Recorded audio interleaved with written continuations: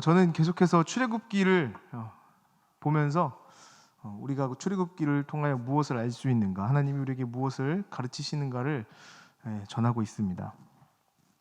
우리가 앞서 본 하나님의 말씀을 통해서 출애굽기가 우리에게 말하고 있는 것들이 무엇인가, 하나님께서 출애굽기를 통하여서 우리에게 나타내시는 것이 무엇인가, 이것이 단순한 한 민족의 대탈출 이야기가 아니라 그 탈출 이야기 속에 감추어진 하나님이 누구신지에 대한 그 은혜를 깨닫고 하나님에 대해서 알아가는 그런 말씀이다라고 계속 말씀드리고 있습니다. 이전에 했던 말씀들을 다 기억하지 못하실 것 같아서 잠깐 복귀하자면, 하나님께서 이스라엘 백성들을 애굽이라는 방주 속에서, 요람 속에서 한 민족을 세우십니다. 원래는 한 가족이었던 이 70명 남짓 되는 사람들이 한 민족이 되어서 애굽에서 크게 장성하게 됩니다. 이 사람들을 하나님께서 애초에 큰 계획을 가지시고 이들을 부르셨습니다. 그리고 이들을 통하여서 하나님의 큰 일을 이뤄가시기로 약속하셨습니다. 이것이 드러나는 것이 그들이 한 민족이 되는 것입니다. 이것은 애초에 하나님께서 가지고 계셨던 그 창조 때부터 말씀하신 이 생육하고 번성하는 일이라고 설명을 드렸죠.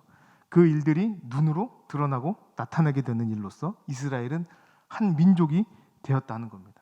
그 민족이 된 이스라엘 백성들을 애굽에서 하나님께서 그들을 이제 양육하시는데, 그들이 그 양육하는 과정 가운데 고통스러운 거예요. 그들이 부르짖기 시작합니다. 우리를 건져달라고, 구원해달라고. 이 노예 생활을 청산하기 위해서 하나님께서 큰 계획 가운데 훌륭한 지도자 한 명을 세우십니다. 그것이 모세예요. 그 모세를 부르시고 40년의 광야 생활 동안에 그를 연단시키신 후에 훌륭한 목자로서 그를 세우십니다. 그리고 다시 그를 불러내셔서 아론과 함께 이 애굽이라는 곳에서 이스라엘 백성들을 하나님께서 분리시키시고 떼어내는 작업을 하시는 거죠. 그 과정 가운데 여전히 하나님이 누구신지에 대해서 알게 하시고, 이스라엘뿐만 아니라 애굽과 애굽의 왕 바로까지도 하나님이 누구신지에 대해서 깨닫게 되는 역사가 일어납니다. 그리하여 지난번 설교 때 이스라엘 백성들이 이 10가지의 재앙 마지막을 경험하면서 드디어 그들의 생명을 살리시는 분, 하나님이 그 모든 이 목숨의 주관자가 되시며 또한 그들을 영원히 구원할 예수 그리스도의 예표가 되는 유월절이라는 사건을 통하여서 그들의 장자들은 죽지 않고 애굽에 있는 모든 처음 난 것들은 다 죽는 이 10번째 재앙을 경험하면서 유월절의 기념식을 치르게 된다고 말씀드렸습니다. 이 유월절을 치르고 나와서 드디어 홍해로 가서 그들은 죽은 줄 알았지만, 사방이 막혀 있었지만 하나님께서 그들을 홍해를 건너게 하시는 기적을 겪게 하시죠. 그리고 이스라엘은 살리고 애굽은 모두 죽는, 그 일을 통하여 이제 더 이상은 애굽과 연관이 되지 않는, 드디어 애굽의 노예에서 하나님의 종으로 이 신분의 변화를 경험하게 되는 일까지 우리가 함께 보았습니다. 이제 이스라엘 백성들은 가나안행 열차에 탑승했습니다. 이제 뿌뿌하고 출발만 하면 되는 겁니다. 리더가 준비되었습니다.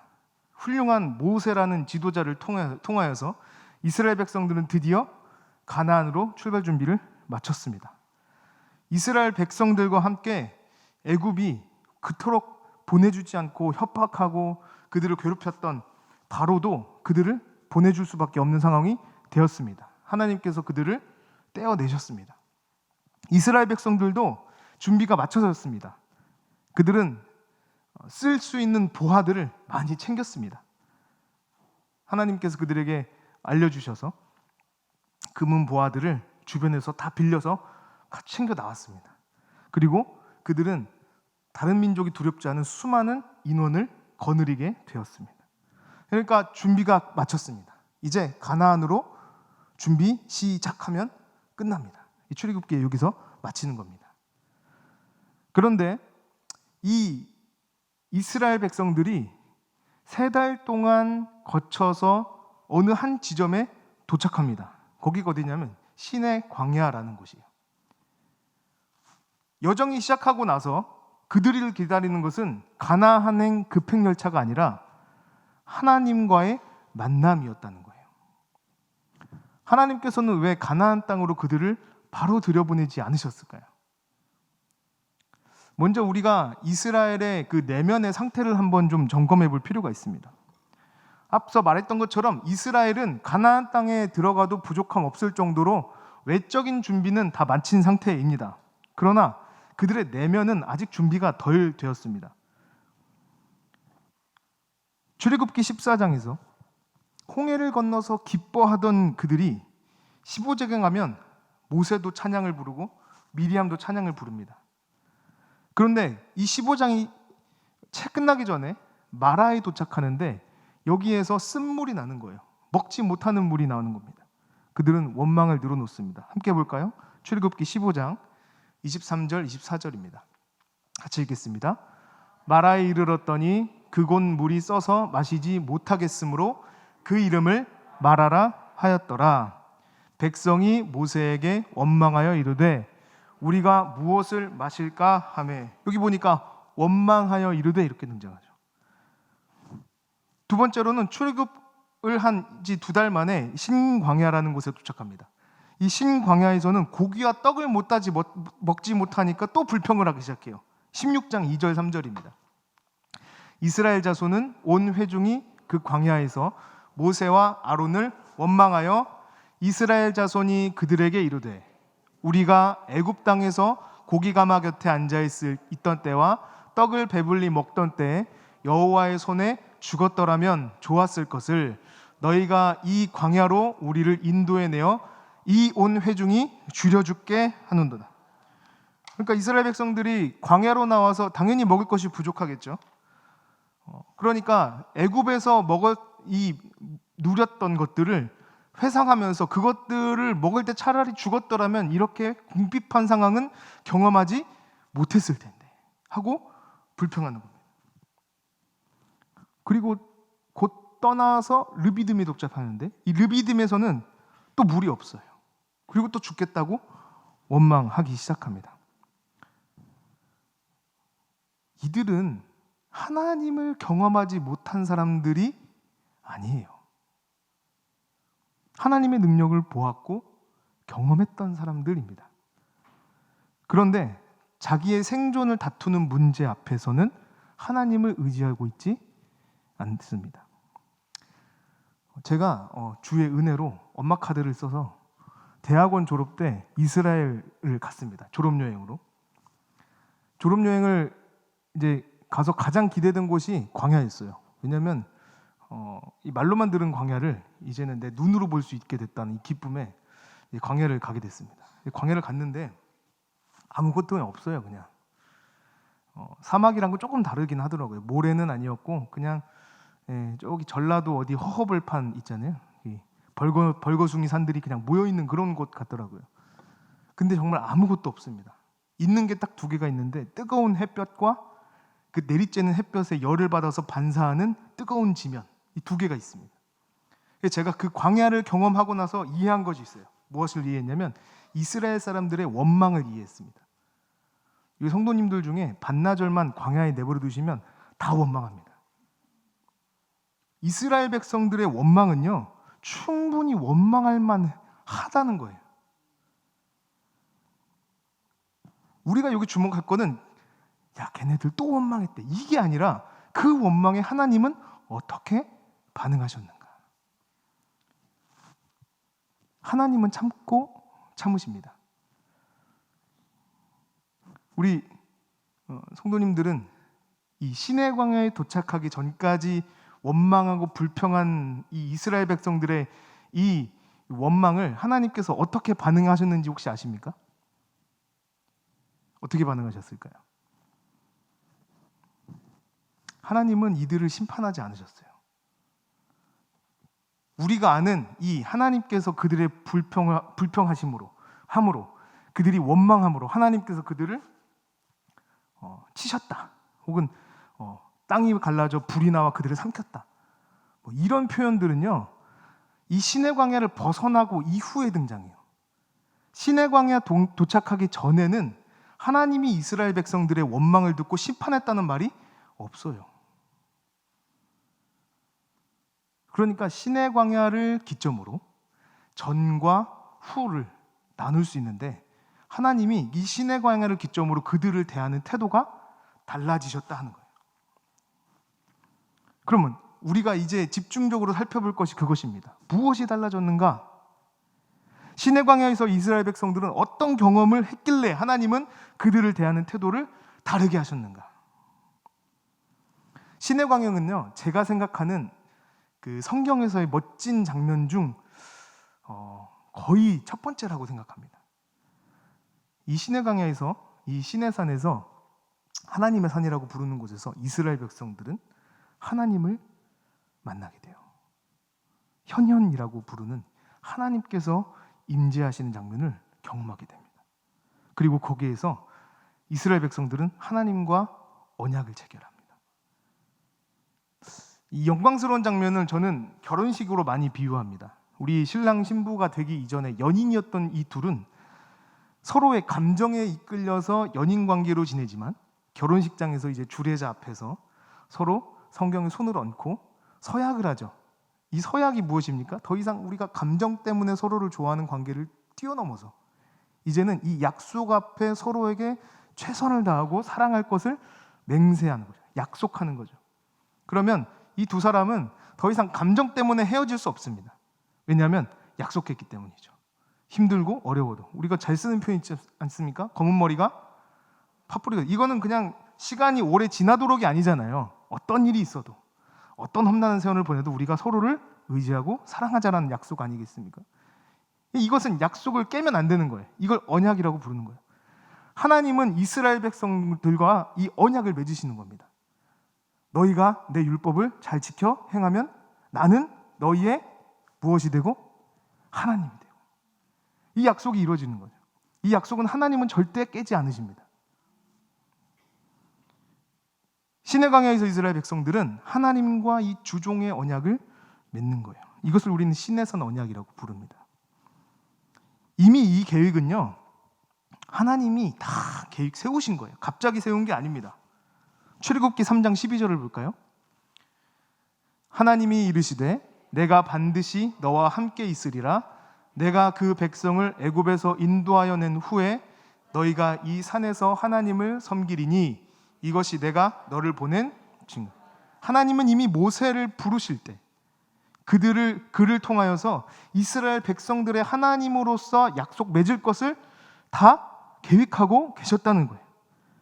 하나님의 구체적인 계획 안에 다 포함되어 있었다는 얘기입니다. 하나님은 이미 이스라엘 백성들의 하나님이 되기로 작정하셨습니다. 그러면은 이 언약의 구체적인 내용이 무엇일까요? 19장 5절 6절 오늘 본문 내용에 포함된 건데 같이 읽겠습니다. 세계가 다 내게 속하였나니 너희가 내 말을 잘 듣고 내 언약을 지키면 너희는 모든 민족 중에서 내 소유가 되겠고 너희가 내게 대하여 제사장 나라가 되며 거룩한 백성이 되리라. 너는 이 말을 이스라엘 자손에게 전할지니라. 아멘.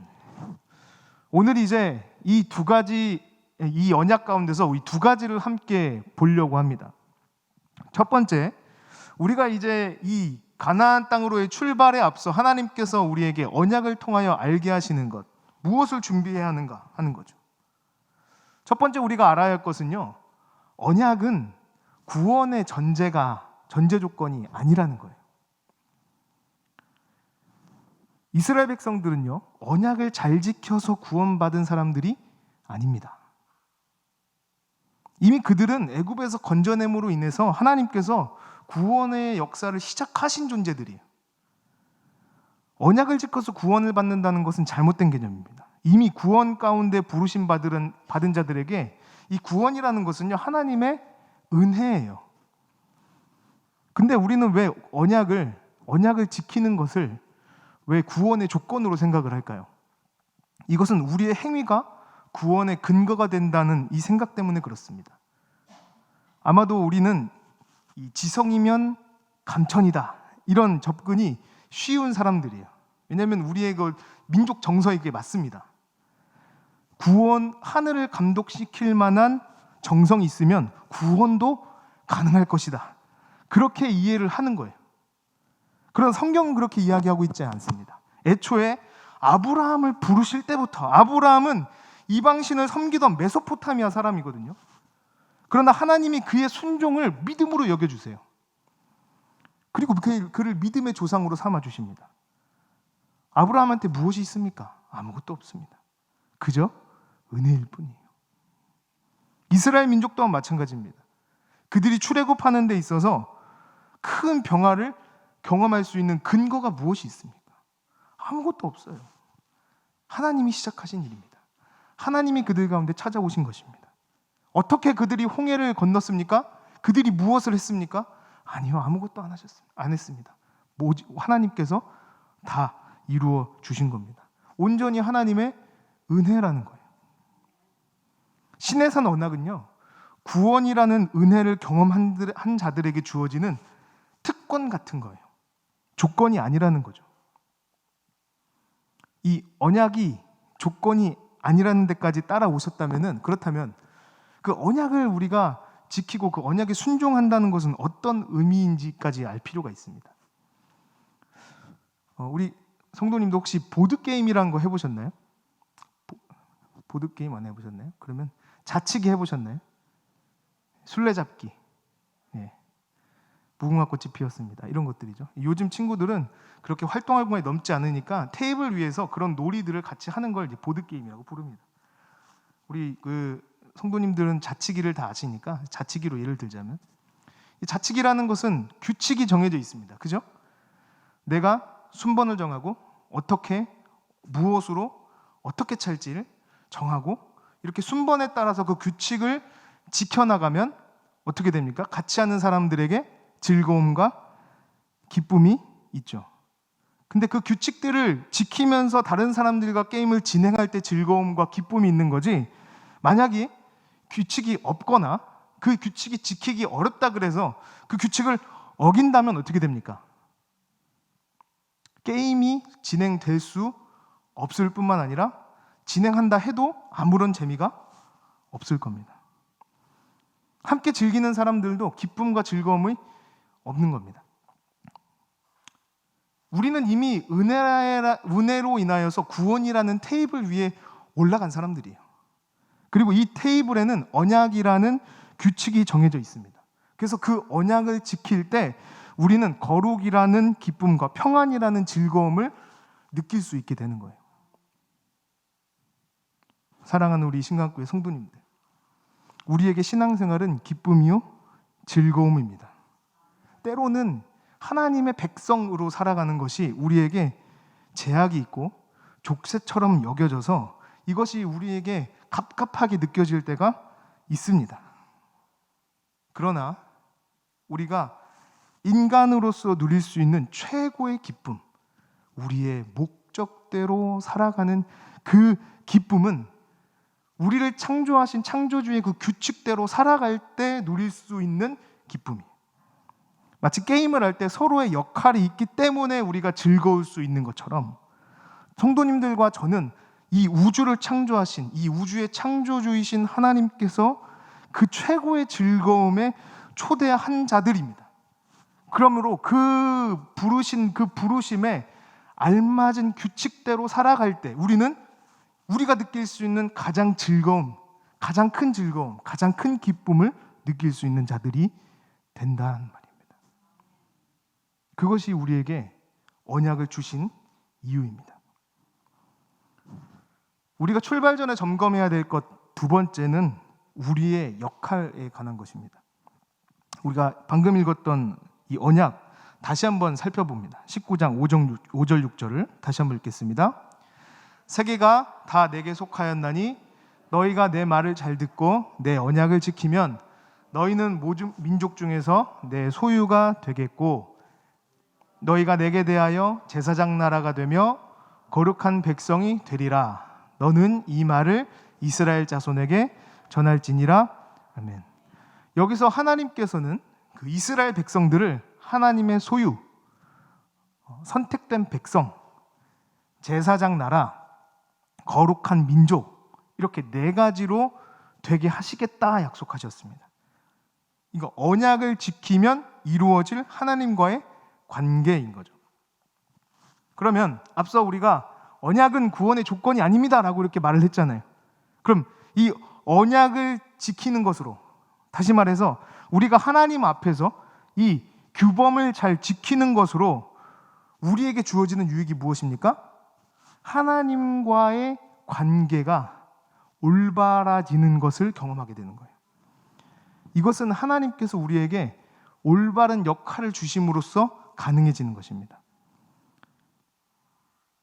하나님은 우리를 하나님의 소유 삼으신다고 첫 번째로 말씀하셨어요. 여기서 이 소유라는 것은요, 이 원래 뜻은 뭐냐면 아주 특별하고 소중해서 이 굳게 잠가 놓은 보물을 뜻해요. 그러니까 하나님의 소유라는 표현보다는 하나님의 보물이라는 표현이 훨씬 더 적당한 표현이 아닐까 싶습니다. 하나님은 우리를, 그 언약의 관계 속에 있는 우리를 하나님의 보물 삼으신다고 해요. 여러분은 아주 특별한 보물을 어떻게 대하십니까? 여러분이 그 아주 특별한 보물을 어떻게 대하는지 생각해 보시면 하나님께서 우리 성도님들을 어떻게 대하시는지 알 수 있어요. 아직 이 감정을 다 모르시는 것 같아요. 오늘 집에 가셔서 오늘 목사님이 설교하는데 아주 특별한 걸 대할 수 있는 그 마음이 있다는데 나는 잘 모르니까 내일 아침 일찍 여의도 현대백화점 가가지고 메종 마르지엘라 가가지고 백 하나 사와야겠다고. 하나님은 우리를 아주 특별한 보물 삼으신다고 했어요. 우리가 이 사실을 깨닫게 된다면 하나님이 우리에게 말씀하신 하나님의 언약을 지켜 행하는 것이 우리에게 결코 무겁지 않다는 사실을 깨닫게 되실 줄 믿습니다. 이 하나님의 소유와 하나님의 보물이 된 것과 선택된 백성이 한 묶음이라면 제사장 나라가 되는 것과 거룩한 민족이 되는 것이 또 한 묶음이에요. 그러니까 우리를 하나님께서 보물 삼으시고 그 일을 이루시기 위하여 선택하셨는데 그것이 그냥 우리를 위해서만 끝나는 것이 아니라는 거죠. 어디까지 가냐면 우리를, 이스라엘 백성들을 제사장 나라 삼으시고 거룩한 민족으로 만드시는 것까지 가는 거예요. 그러면 제사장 나라의 역할이 무엇입니까? 이것은 제사장의 역할을 확대해 놓은 거예요. 제사장은 이스라엘 백성과 하나님 사이에 이 가운데의 다리 역할을 하는 자들이 제사장들 아닙니까? 이스라엘 백성들의 제사를 가지고, 제물을 가지고 그들과 함께 하나님께 올려드리는데 필요한 도우미의 역할을 하는 사람들이 이 제사장들이에요. 근데 이걸 확대해서 이 이스라엘 민족에 적용시키는 겁니다. 하나님께서 하나님과 세상을 향하여 가운데 다리 역할을 하도록 이스라엘 민족을 부르셨다는 거예요. 그 일을 위해서 하나님은 이스라엘 백성들을 귀하게 보물로 여기시고 그들을 선택하셨다는 것이죠. 이스라엘 백성들의 역할은 단순히 그들만을 위한 것이 아니다 하는 겁니다. 아브라함을 부르실 때도 이미 그렇게 말씀하셨어요. 창세기 12장 1절에서 3절 보면 같이 읽겠습니다. 여호와께서 아브라함에게 이르시되 너는 너의 고향과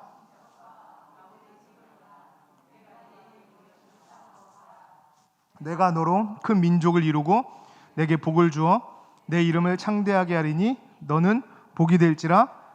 너를 축복하는 자에게는 내가 복을 내리고 너를 저주하는 자에게는 내가 저주하리니 땅의 모든 족속이 너로 말미암아 복을 얻을 것이라 하신지라. 여기도 보면요, 하나님께서 아브라함을 부르실 때 아브라함을 뭐로 부르십니까? 너는 복이 될지라 이렇게 부르시죠.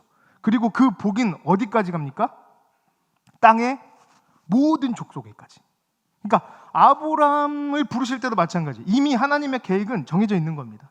아브라함이 좋은 사람, 아브라함이 믿음의 조상으로 끝나는 것이 아니라 그 믿음의 조상을 뛰어넘어서 아브라함으로 하여금 아브라함의 복이 땅의 모든 민족들에게 가는 것까지.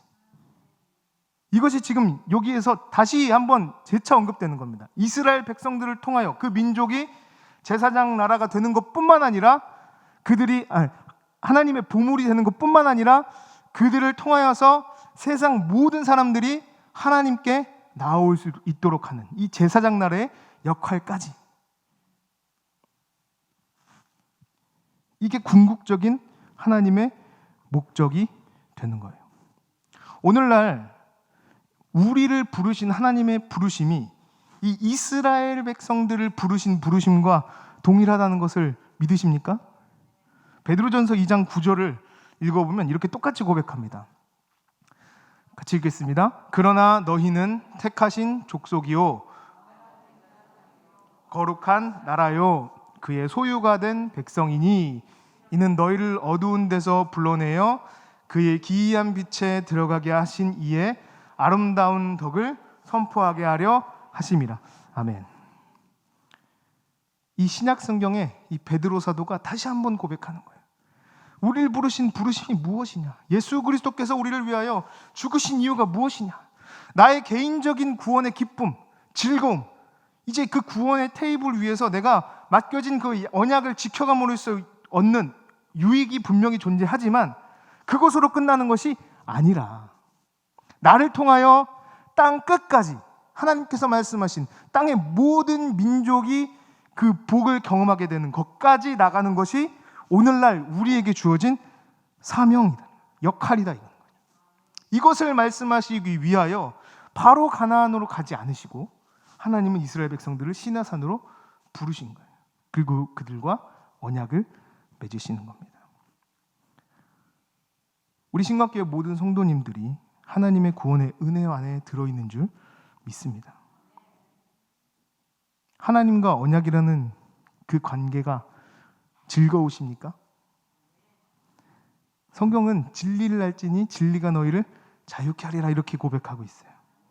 우리가 하나님과 언약 관계 안에 있음을 알고 그것을 지켜나갈 때 우리는 우리를 지으신 이 창조주의 목적에 맞게 또 그 목적에 맞게 사용됨으로 인하여 최고의 가치를 누릴 수 있게 됩니다.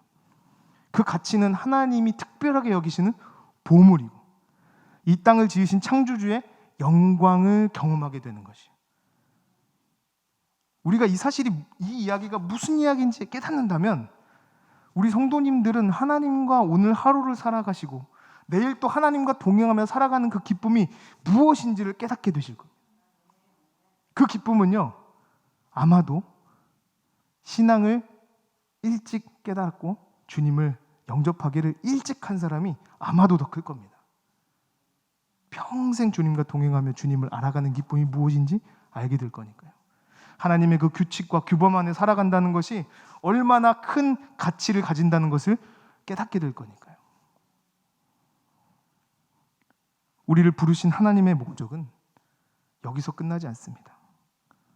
온 세상을 향한 하나님의 그 부르심을 드러내는 데까지 향합니다. 그래서 예수님께서는 사도행전 1장 8절에 보면 이렇게 말씀하십니다. 오직 성령이 너희에게 임하시면 너희가 권능을 받고 예루살렘과 온 유대와 사마리아와 땅끝까지 이르러 내 증인이 되리라 하시니. 이건요 그냥 예수님의 그 신비한 일을 알리라는 그 널리 퍼뜨리라는 그 얘기가 아니에요.